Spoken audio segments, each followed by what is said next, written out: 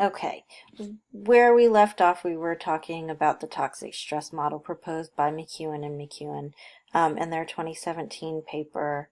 I'm working with some free software here to have this audio video sort of combination, and unfortunately, it cut me off at 15 minutes last time.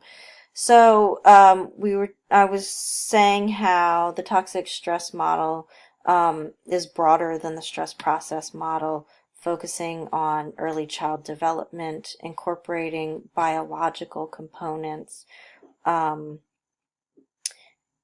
and really paying attention to how these toxic stress exposures influence lifelong well-being. Um, The authors say how their model um, also adds to the stress process by highlighting what they call relational resources, right? Things like maternal attachment, social support networks, and consistent high quality childcare.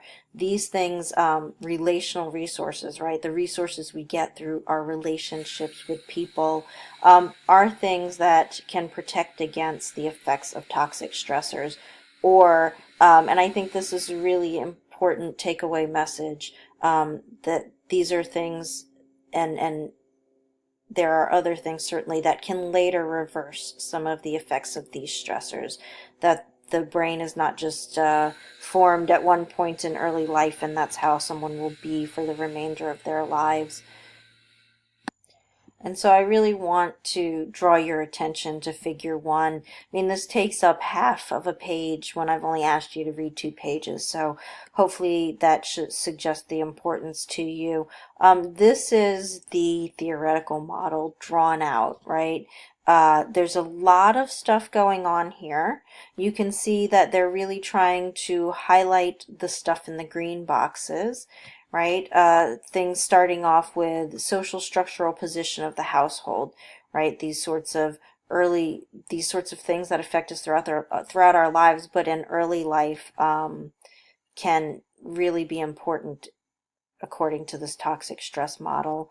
And the position of the household is pointing to, that is to say, the model proposes that theorizes that it influences the level of adversity and toxic stressors, and that influences the level of stress and allostatic load, which was talked about also in the CAR, in chapter 1 of the CAR book.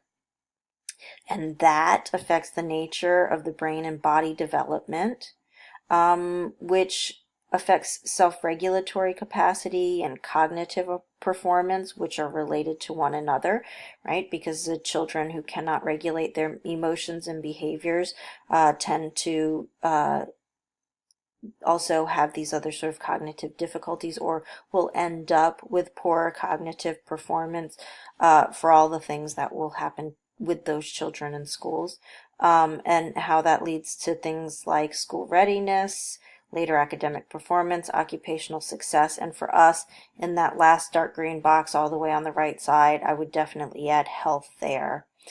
In their lighter blue colored boxes, you see there are arrows going to those boxes and coming out of them.